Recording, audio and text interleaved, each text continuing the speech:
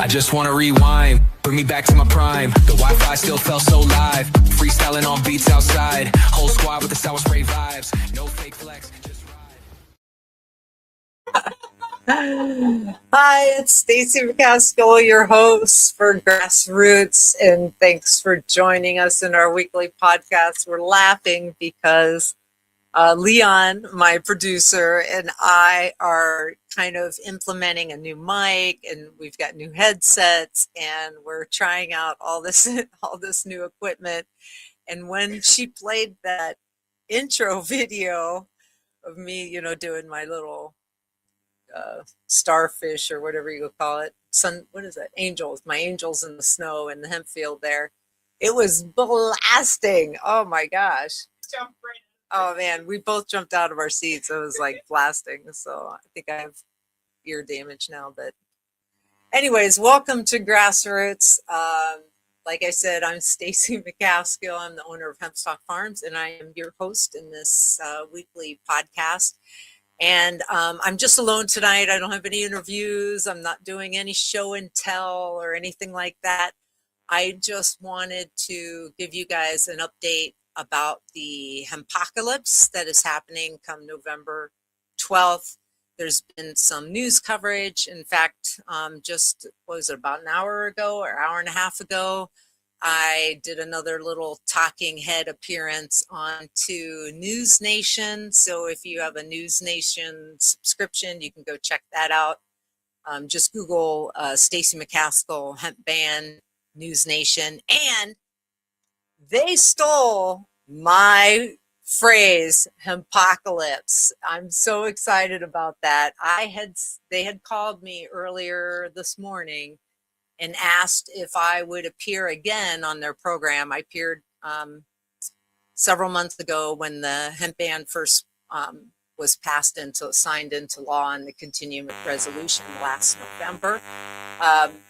I kind of did a lobbying effort in Washington, D.C. I went in with the HIFA folks and did that fly-in. And then while I was there, I actually went to the Republican headquarters in Washington, D.C., to their studio there. And I did my first News Nation appearance in that Republican studio. And so that when I was in Washington lobbying, and then we failed. We haven't gotten an extension or anything like that. So the lobbying efforts have been a big zero so far. Everybody got all excited and like, yay, like there's relief, there's salvation. Just because a few people came together and they wrote a bill that says, give them another month. That's all that bill says, is that we get one more month. And it's insane how the lobbyists are reporting on this. It's like, let me clarify. Let me just reiterate in case y'all didn't hear me. The current bill that everybody is so excited about, that's supposed to save hemp, all it's doing, if it passes, is give us one extra month. Instead of putting us out of business on November 12th, we get put out of business on December, I think it was 11th or 12th, 11th, 12th, 13th, something like that. So it gives us one extra month. That's not very exciting to me. Is it a good thing? Absolutely, but it hasn't passed yet. And when you're thinking about, something just went into my eye, blinded. When you're thinking about what is the potential for them to do something in that 1 month to truly give us a chance, either to give us a 1-year extension or a 2-year extension, or to even pass the bill. There is a bill out there right now that's not getting much traction that actually has some hemp regulation in it and proposes regulation instead of just this complete ban. But my point here is, what is the chance of within 1 month to them even passing an extension? We've been fighting for it for months. We've rallied the customers the best that we can. People have thrown tens and hundreds of thousands. I'm sure some of these big CBD companies, millions, they've thrown at lobbyists. The lobbyists have been hard at work. All this time, like for almost a year now. Is another month going to really make a difference? I just don't feel it. And then also in the News Nation family, there's a media arm called The Hill, and they report on things on The Hill. And in The Hill, and I'm going to read you a quote from another article. We're going to pull it up in a minute. But I read in The Hill that when they were reporting on this potential bill that could give us an extra month, that there are 35 attorney generals, 35 states attorney generals who have written a letter, who've signed on to letter saying that they shouldn't even pass this 1 month extension. Again, I feel like I need to say these things 5 times over for people to hear me. 35 states attorney generals. We're talking about basically law enforcement, regulation enforcement leadership in 35 states are saying, we passed the law, let's stick to the law. No need for this extra month. Now, this is what lobbyists are saying as reported in The Hill. And we've pulled this up on the screen. So if you're watching this, or if you want to go see this on YouTube, we save these podcasts on our YouTube. We both video and audio record them.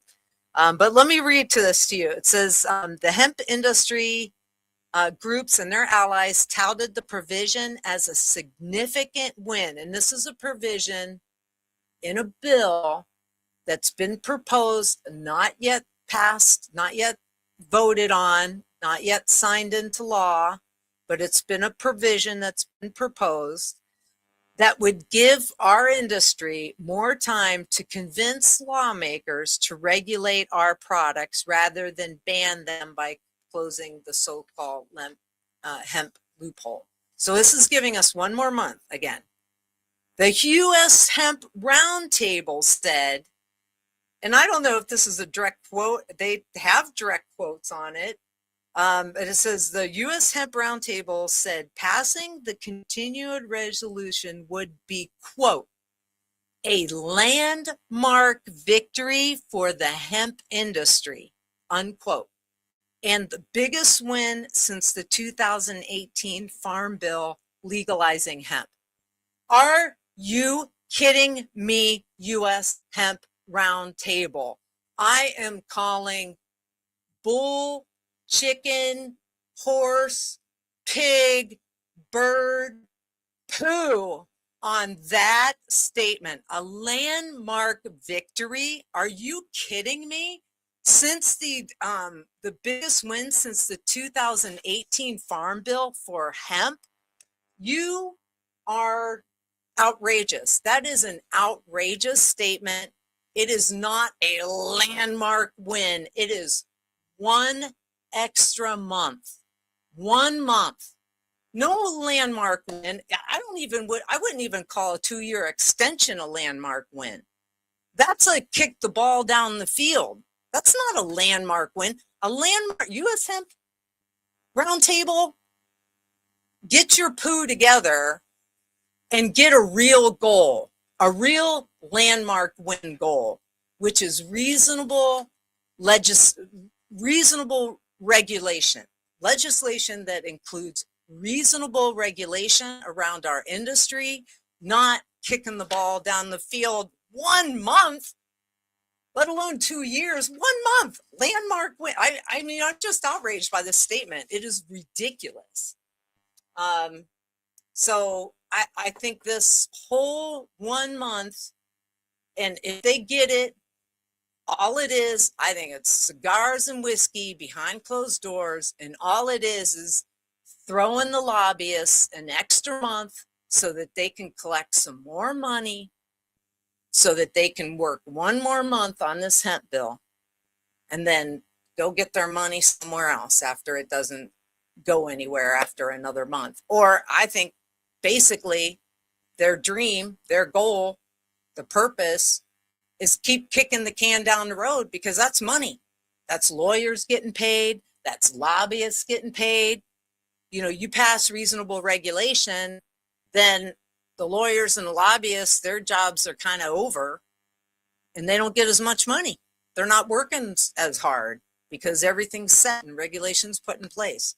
So I don't know. It's just like, I know it feels like super, like I might sound like a crazy conspiracy theory kind of person right now, but it's just like, there's this really great rap song. And I forget this guy's name. He's basically a Christian rapper, but he raps about plants all the time. And he has this one song, and his main phrase in the song says, "I think it's time to grow a garden." And in that song, he talks about how, everything, like they're selling me cheese that doesn't have cheese in it. They're putting chemicals in everything. Everybody's lying to you. Everything is contaminated. The regulation is off the hook. The prices are going crazy, and this is all in this song. And then he goes, I think his main repeat phrase over and over again is like, "I think it's time to grow a garden." Like, y'all better turn into preppers and backyard gardeners and like start growing your food, start growing your medicine. And because this government overreach, it just feels like every day there's a little nibble away at our freedom, our independence, and what we can do. It's an ordinance, it's a regulation, it's a tax. Every time you get taxed by your government, I'm not saying that taxes don't go to really great things. I mean, we have so many things that we can accomplish together by organizing a government to take our collective time, treasure, and talent and put it towards community objectives. I get that. I am not anti-government and I am not anti-tax. I think it's important that there are certain things that you absolutely need that community-wide collaboration to accomplish important goals, and they can only happen together. I am a supporter of that. However, I feel like we've gone past a tipping point of what is necessary. The list of things that we as a community can invest in just seem to grow longer and longer and longer every day. That's why I was running as an independent for Congress, is I just felt like more and more regulation. Oh, it's, they just passed this Airbnb tax of 5%, and I went to protest against that. And again, the argument is we need that tax because then we're going to take that tax money and we're going to reinvest it in community organizations that bring tourism to our town. And I'm all for that. That's a really good thing. But I want to take that same money and make my own choices about how I want to advertise my business and bring people into this town. I think we already do a great job of collectively using tax money to support a tourism bureau. Do they need more money? And then, I testified against that at the city council. And the response I got was, oh, it's only 5%. It's only a 5% tax. And people that Airbnb, they're used to paying taxes and fees. It's nothing. And my point is, that's how they get you. It's nothing. That's a small thing. Oh, it's this little bit of freedom. Oh, give up your freedom a little bit. Oh, flock camera. We're just trying to catch the criminals.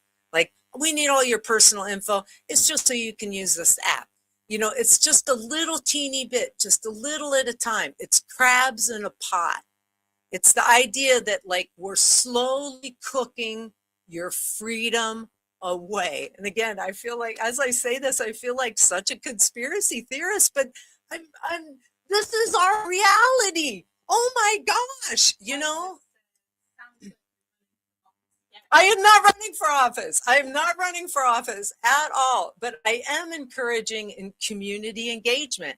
I am really encouraging people to go to your city hall, your town halls, your county, boards. Go get involved. Rhonda just applied to the Arts Council. And as we were doing that, we found out the mayor decides who goes on that council. Our Woodstock mayor has so much power. He's the alcohol guy. What do you call that? The alcohol license, the alcohol commission.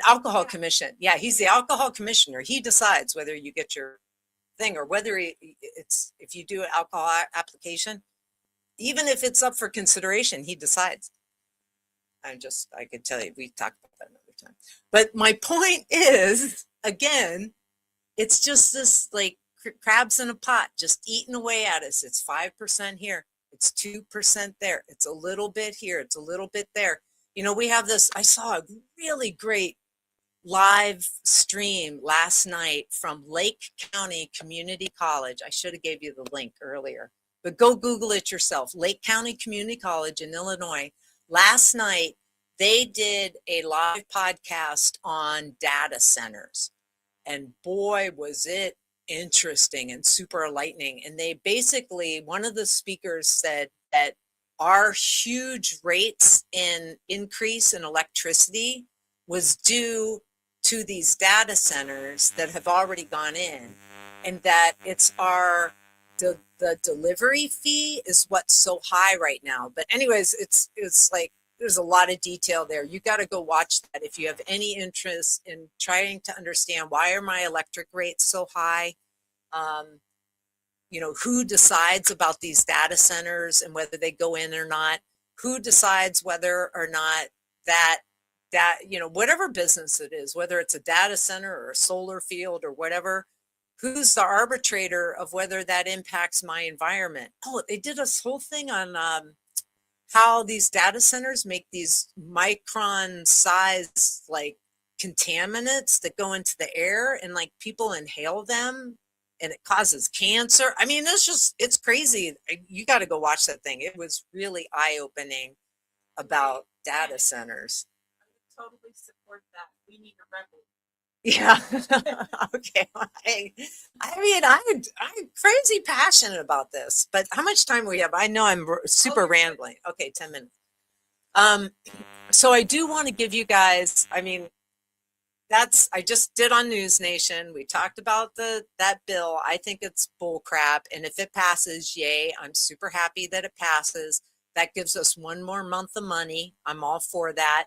The boys really want it because that gets them into their winter market. So we do really, really hope that passes. And then I hope another extension passes, like the 2-year extension so we're still hoping for all of that.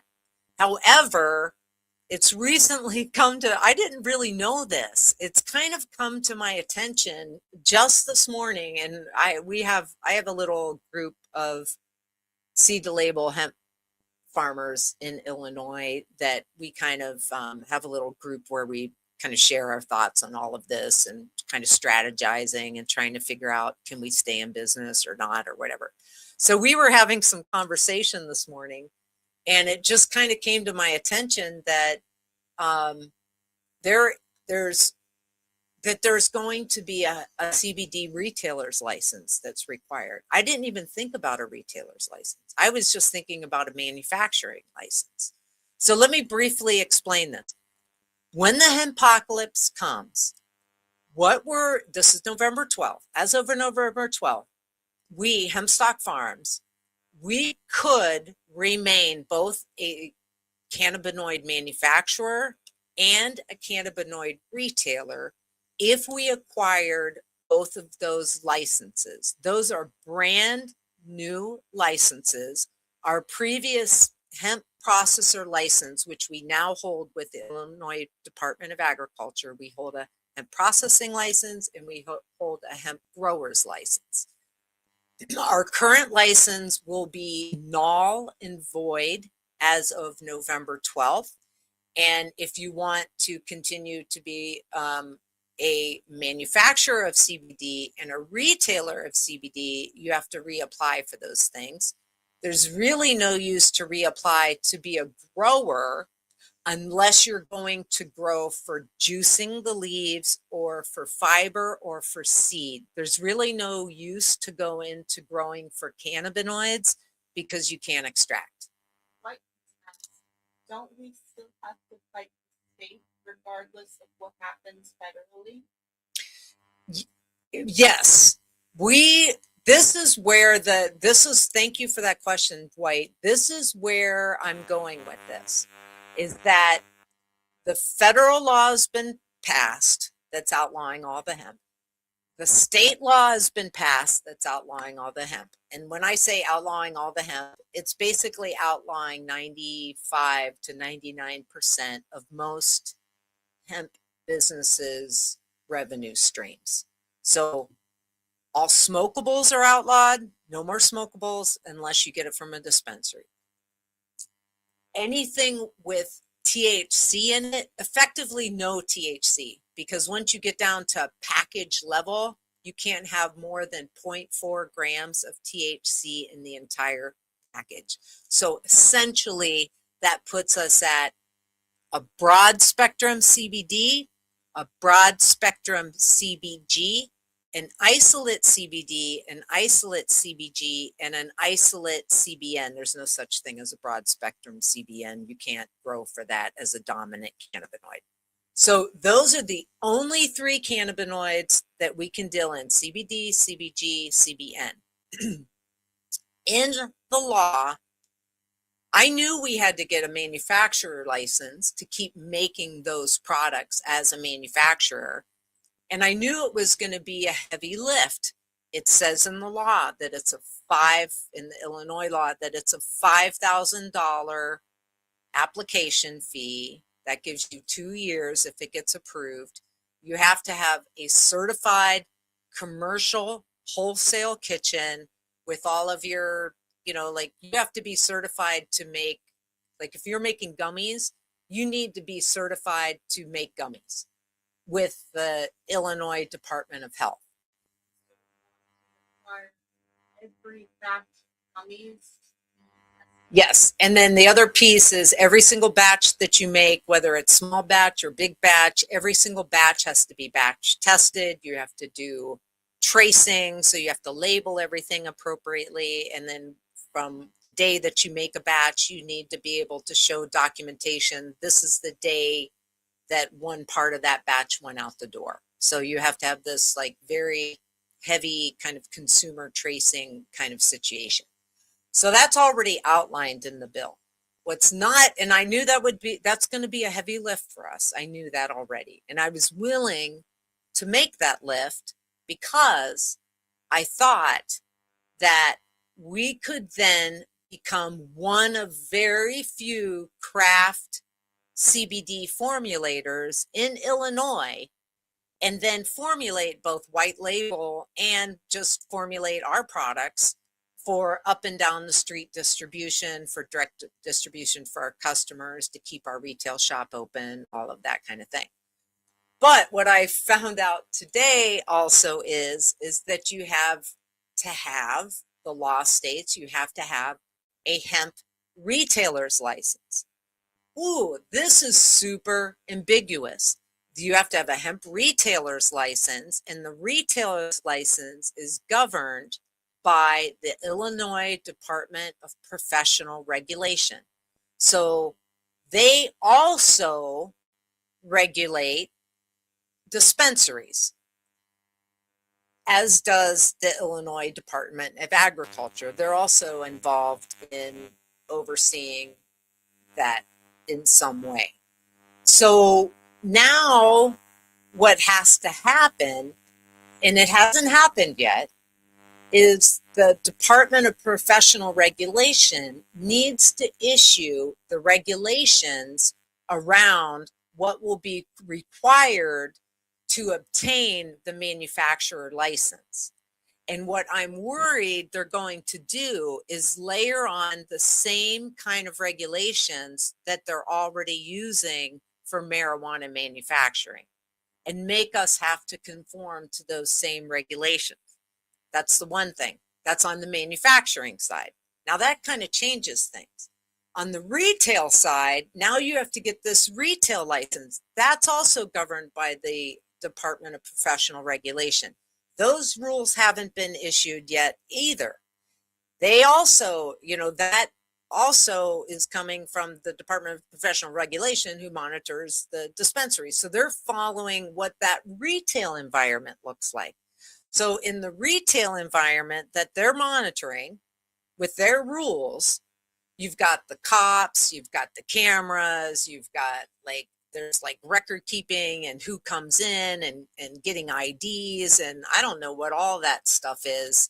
I mean, there's just a lot of regulation around that.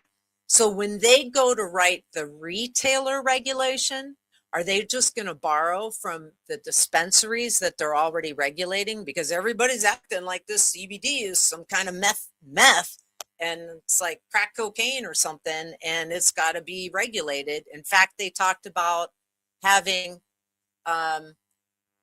creating training and development. So then you have to get this retailer's license. You have to send all your employees through a program so that they understand CBD and the effects of CBD. You have to make sure everybody's basically Bassett trained. So, they have to know how to do 21 plus and find a fake ID when a fake ID comes. I mean, this is crazy, you guys, that all of this regulation is going. Do you think a mom and pop shop that's like a cute little craft store that has tourists coming in that carries a bottle of our Buzzkill is going to want to file for a retailer CBD license with all that kind of regulation layered on them? No, they're absolutely not going to do that.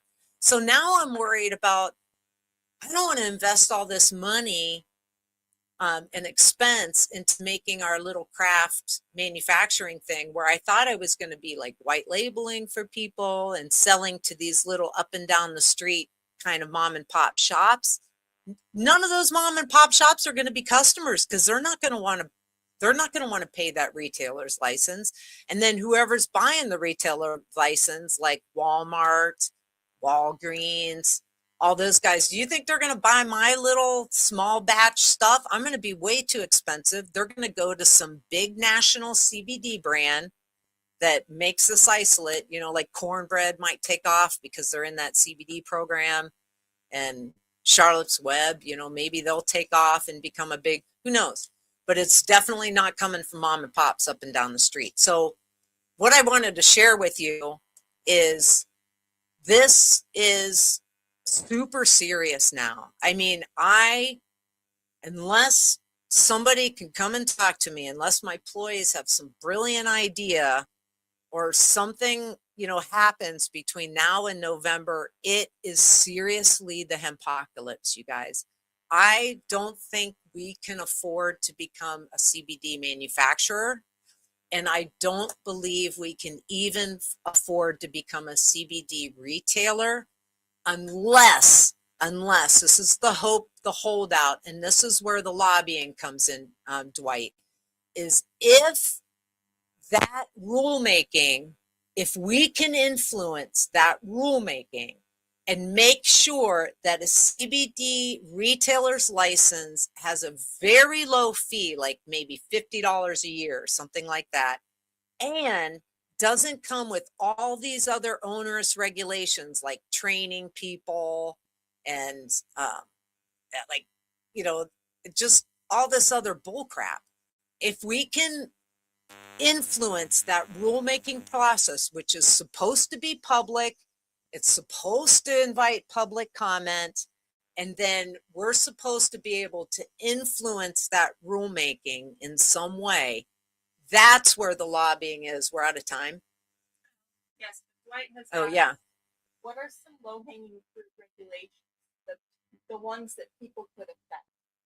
So like There is no low-hanging regulations that we can affect. What we can affect, I believe, is that we need to be on top of and understand the Office of Professional Regulation and their rulemaking process. They are supposed to right now be working on what does the application to become that's required by law.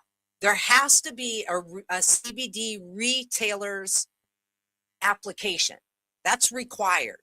What they're doing, should be doing right now, and I don't know, I've never seen anything from them yet on it. What they should be doing right now is setting the application in place.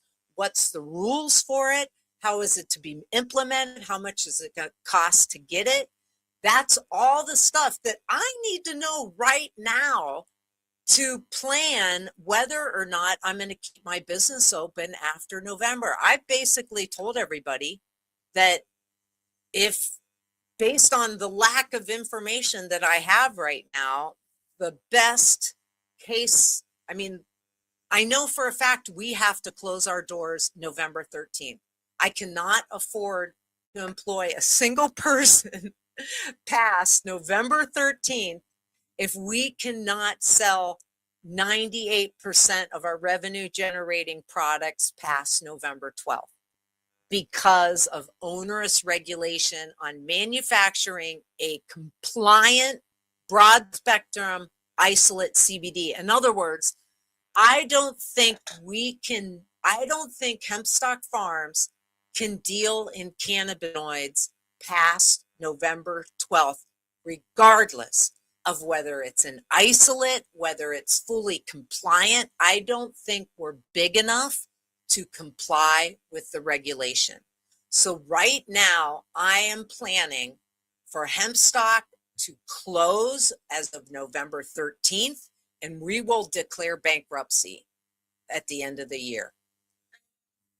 call it their time. Okay, call it for time. Two, real quick, I do want to just say this because that was a lot of doom, and I want to give the bright side and the upside just very quickly, and I know we're over time. Yes, and I want to give shout outs for next week. So first of all, even though Hempstock Farms is closing its doors, we are definitely staying in the mushroom gummy making game. And what we're working on right now is what our new branding strategy is going to be. What is this new company? We need to basically just divorce ourselves from cannabinoid formulation and retailing and get into all the other stuff that we're passionate about. All of these mushrooms, the ginseng, all the apothecary stuff we do, the food items that we're doing. We're making a mushroom jerky, for goodness sake, and it's delicious. Great feedback on that. So this is the part of our business that we're hoping to build and to maybe we can keep open a retail spot that handles those items. Maybe we could only be a wholesale manufacturing kitchen for those kind of supplement kind of items and food items. We're working through all of that right now. So I'm not saying you won't ever see me again, or you won't see us, or you can't buy the stuff that remains compliant. I'm saying I'm very doomsday Hempocalypse on all cannabinoids. I think unless they pass this thing in the professional regulation, and unless getting a CBD retailer's license becomes as easy as getting a nicotine license, a tobacco license.